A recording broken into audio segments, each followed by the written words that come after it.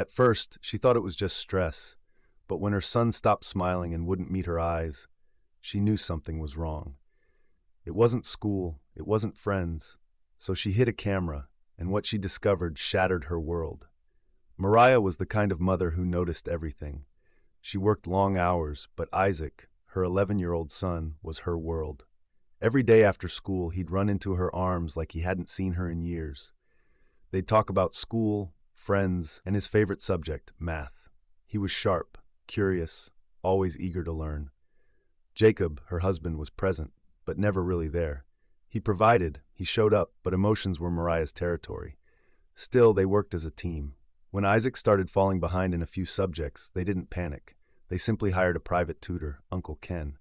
A calm, well-spoken man who came highly recommended. It felt like the right move. Just a few extra lessons to keep Isaac ahead. At first, it worked. Isaac smiled. He talked about what he learned. Everything seemed fine. They thought they were helping him get ahead. But what they really did was open their door to something dark. It was a Tuesday evening. Mariah had just come back from work, her shoulders sore, her back aching from a long day on her feet. But despite the exhaustion, she smiled, because coming home to Isaac always made the stress melt away. She opened the front door like she always did and called out, "Isaac, Mommy's home." There was no answer, no footsteps, no excited voice running down the hallway, just silence. She frowned, thinking maybe he was asleep. It wasn't unusual for him to take short naps after his extra lessons.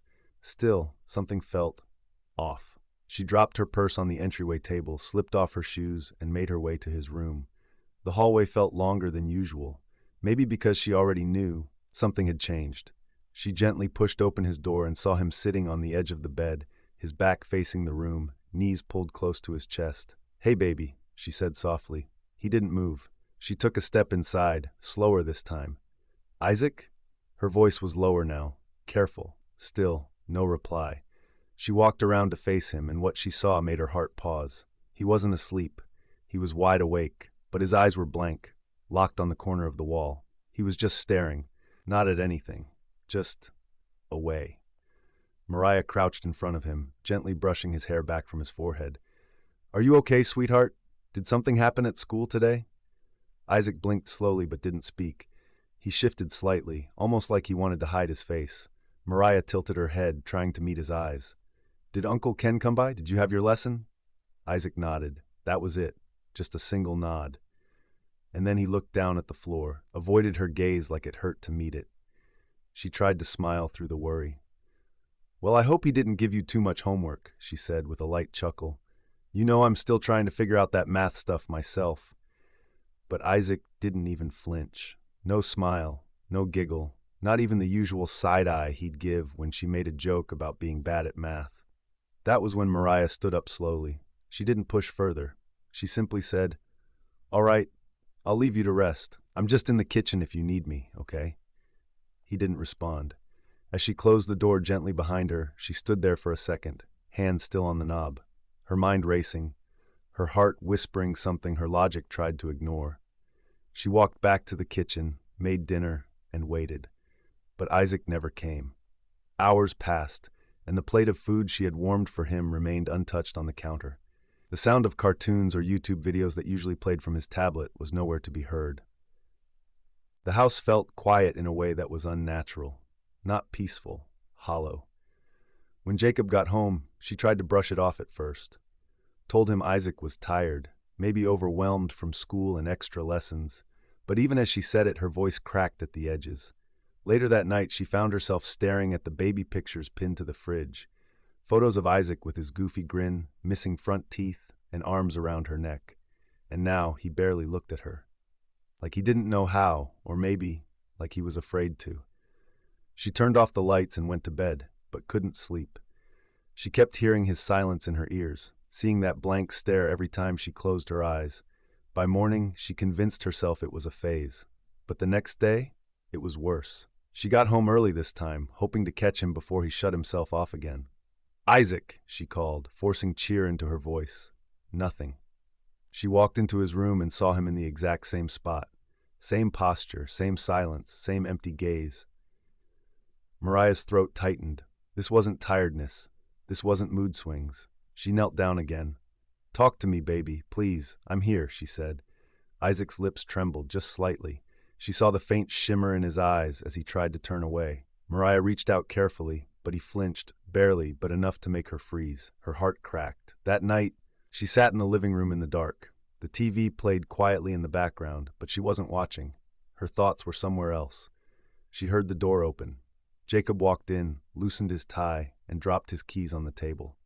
"Hey, you okay?" he asked casually. Mariah looked up slowly. "It's Isaac," she said. "Something's wrong." Jacob sighed, walking into the kitchen to grab a drink. "He's just going through a phase. He'll come around." "No," Mariah replied, more firmly this time. "You didn't see his face, the way he wouldn't even look at me. He flinched when I touched him, Jacob." Jacob leaned against the counter, clearly trying not to overreact. "Kids change, babe. Puberty's coming. Hormones. Maybe he's just, I don't know, figuring himself out." But Mariah shook her head. "No, this isn't puberty. This isn't moodiness. This is something else. I know my son." Jacob didn't argue, but he didn't offer much comfort either. Later that night, Mariah stood by Isaac's bedroom door, listening again. There was no crying, no sounds at all, but it was the silence that screamed. She pressed her hand to her chest as tears welled up. She whispered through the door, "I don't know what's happening, but I promise I'll find out. I promise." Inside, Isaac laid curled up in bed, eyes wide open, staring into the dark. A single tear rolled down his cheek. He missed the days when he could run into his mother's arms and feel safe. But something had broken that, and he didn't know how to fix it. He didn't have the words. He only had silence. And for now, that was the only thing he could offer. It was a Thursday afternoon. Mariah had managed to leave work a little early. The sun was still up, and for once the traffic wasn't unbearable. She thought about surprising Isaac with his favorite vanilla milkshake on the way home, something small to cheer him up. Maybe today would be different. Maybe she'd walk through that door and see his eyes light up again. She parked, grabbed the milkshake from the passenger seat, and smiled softly as she stepped into the house. The door creaked open, and the familiar smell of lavender candles welcomed her in. She glanced at the clock. Ken should still be around. She expected to find them in the living room, where lessons always happened. That was the arrangement. It had the best lighting, the big table, and open visibility. Isaac always worked better there, but the living room was empty. No books on the table. No sound of conversation. Just quiet. Her smile faded a little. She moved toward the hallway, the soft thud of her heels against the hardwood floor, the only sound echoing through the house. Just as she reached Isaac's door, it opened, and there they were. Ken stepped out first, followed by Isaac. His shirt sleeves rolled up, a soft smirk on his face. And Isaac, head down, eyes glued to the floor. The moment Ken saw her, his body froze, just for a split second. His eyes widened, like someone caught somewhere they shouldn't be. Then, just as quickly, he covered it with a practiced smile. "Oh, Mrs. Thompson, didn't expect you today." He laughed, a little too loud, a little too quickly. "I was just wrapping up." Mariah's heart skipped. There was something in his voice, something forced. She looked at Isaac. He still hadn't looked up.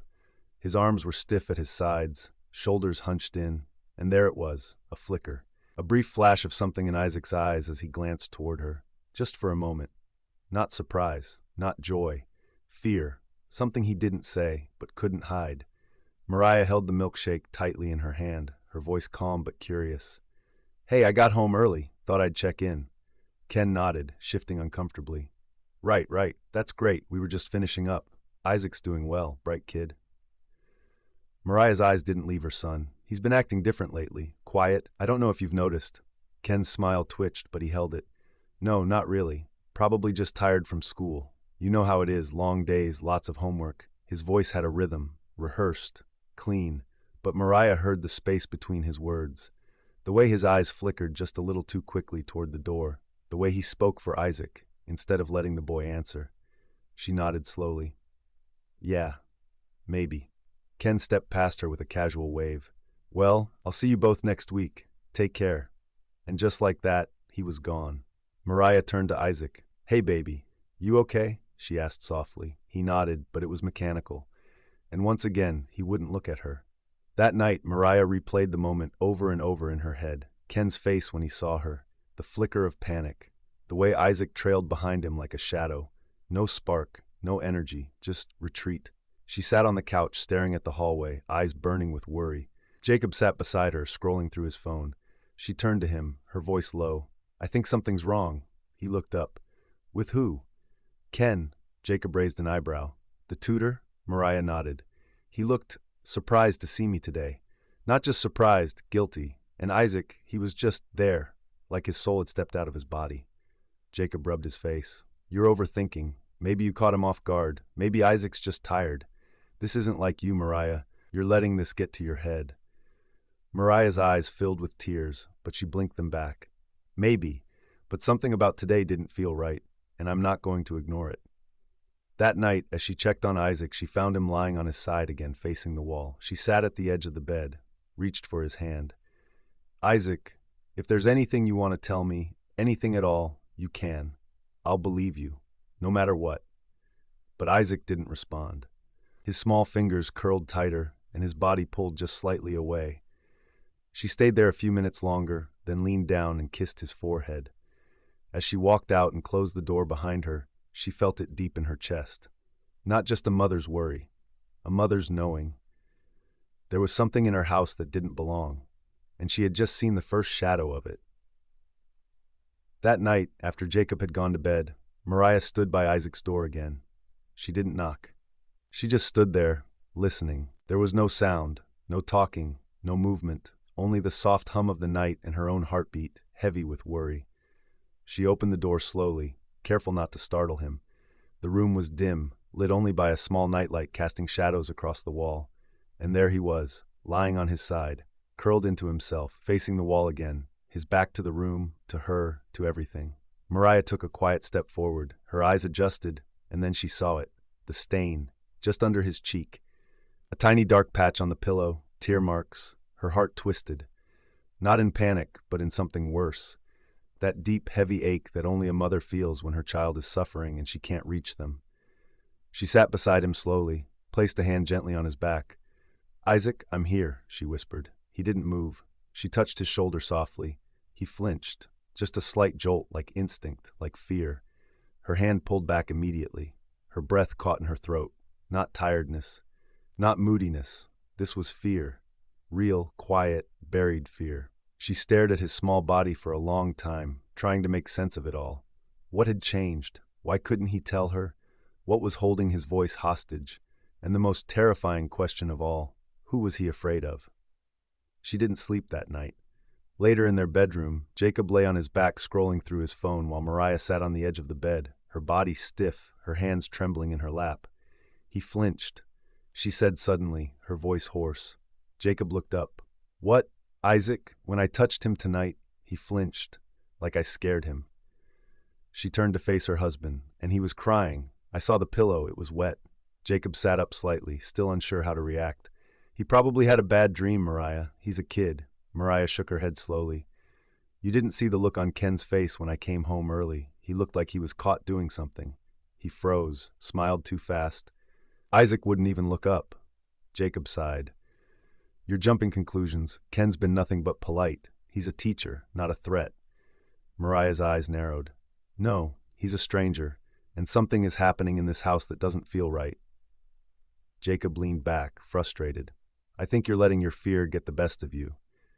But Mariah wasn't hearing it anymore, because somewhere deep in her gut, where instinct lives, she knew. She had trusted her intuition all her life. It had never screamed this loudly before, and this time, it wasn't whispering, it was pleading. When the house fell quiet, Mariah sat on the couch with her laptop. She didn't cry, she didn't pace, she searched. Hidden cameras, miniature surveillance systems, motion-activated devices. Her hands trembled slightly as she scrolled through listings, reading specs, comparing reviews, checking delivery times.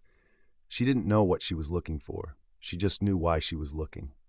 She ordered two, one disguised as a smoke detector, another small enough to fit inside a bookshelf. Both had audio and video recording.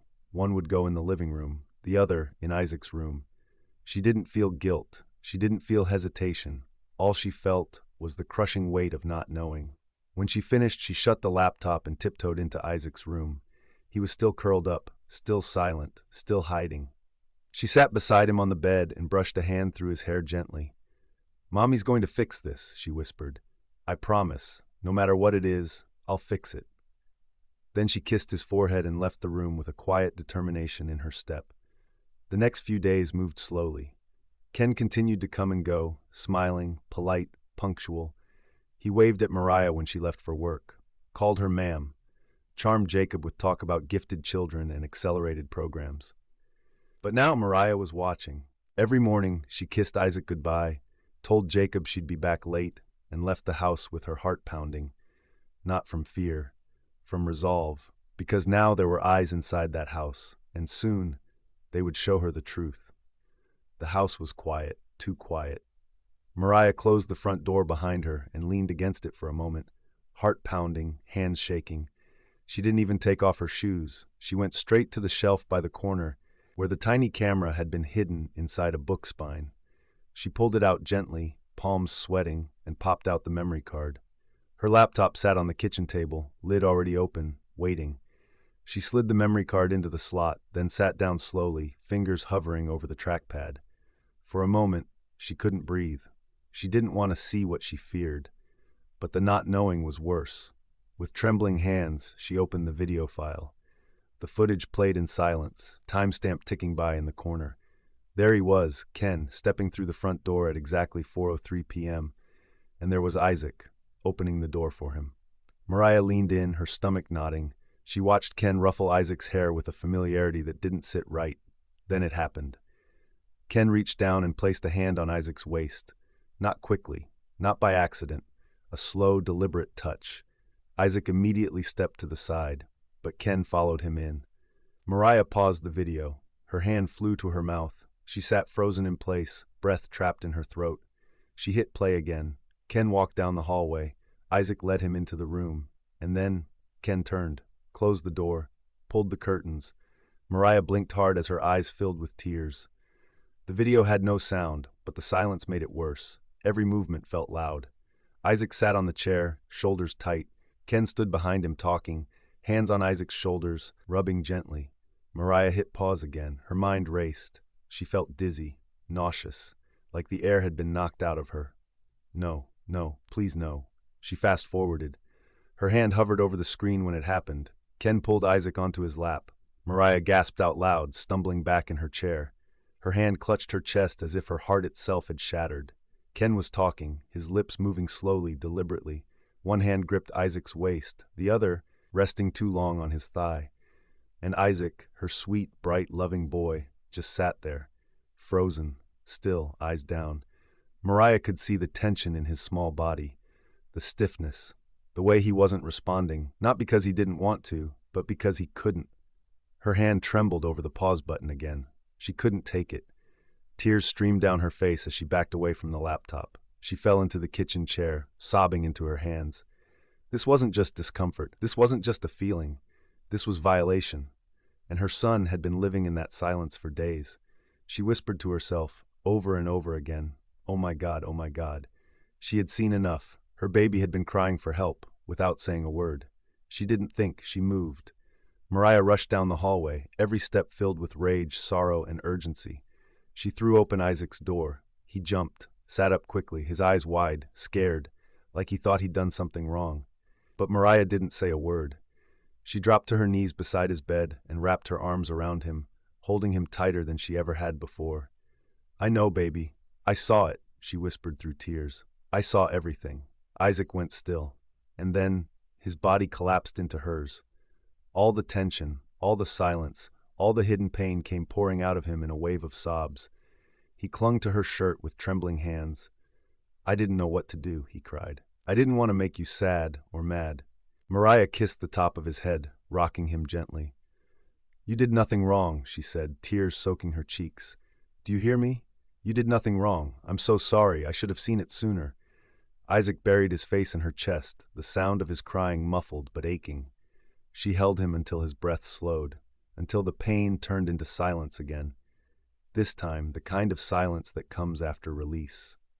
Later that night, Mariah sat in the living room with her laptop open again. The video paused at the exact frame, Ken's hand holding Isaac on his lap. She waited until she heard Jacob's car pull in. He came inside casually, dropping his keys, starting to talk about his day. But when he saw her face, red eyes, tears, jaw clenched, he stopped. Mariah turned the laptop toward him. "Sit," she said. He did. She pressed play. Jacob didn't speak. Not a single word. He just stared, his hands slowly balling into fists as the video played. When it ended, he closed the laptop slowly and leaned forward, elbows on his knees. Then he whispered, "I'll kill him." His voice was hollow, controlled, but his hands were shaking. "I swear to God, Mariah, I'll kill him with my bare hands." But Mariah reached out and took his arm. "No," she said softly, "we do this right." Jacob looked up, eyes blazing with fury and heartbreak. "We do this for Isaac and for every other kid this man might have touched." Morning came, but it didn't feel like a new day. It felt like something had broken in the air, like a wall that had been holding back truth for far too long had finally come crashing down. Mariah didn't sleep that night. Neither did Jacob. At 7 a.m. sharp, they were at the front doors of the police department. Mariah held Isaac's hand tightly in hers. Not for him this time, for her. They sat in a quiet, windowless room with a soft buzzing light above them. The detective who met them, a woman in her early 40s named Detective Fields, had kind eyes, serious but kind. Mariah handed her the memory card. No words, just a trembling hand and tear-stained face. The detective plugged it in, watched in silence. When the video ended, she looked up at Mariah and Jacob, no hesitation in her voice. "This is solid," she said, "very solid." Mariah's lips parted slightly, like she had to remind herself to breathe. Detective Fields continued, "We're going to act on this today. You've done the right thing. You've protected your son. Now let us do the rest." Mariah nodded. Her hands were still clenched in her lap, fingernails pressing into her skin. Later that afternoon, the call came. Ken had been arrested, picked up at the tutoring center where he worked part-time, surrounded by other children. He didn't resist, didn't say much. Just that same polite smile that had once fooled them all. But this time, no one was fooled. The weeks that followed were long, heavy. Isaac started seeing a therapist, someone warm, patient, who spoke softly and never rushed him. And slowly, piece by piece, Isaac began to find his words again. Meanwhile, the court case moved forward.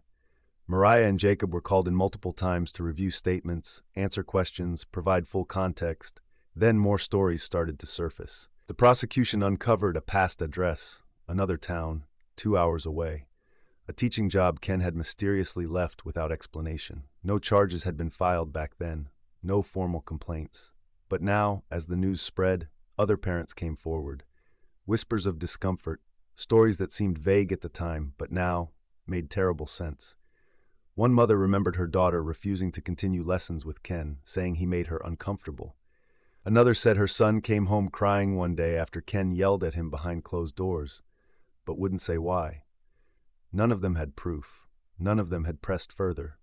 But Mariah had. She had believed her gut. She had trusted her instinct when no one else did. And because of that, because of her, Ken was no longer a quiet threat behind a soft voice. He was exposed. And here brings us to the end of the story.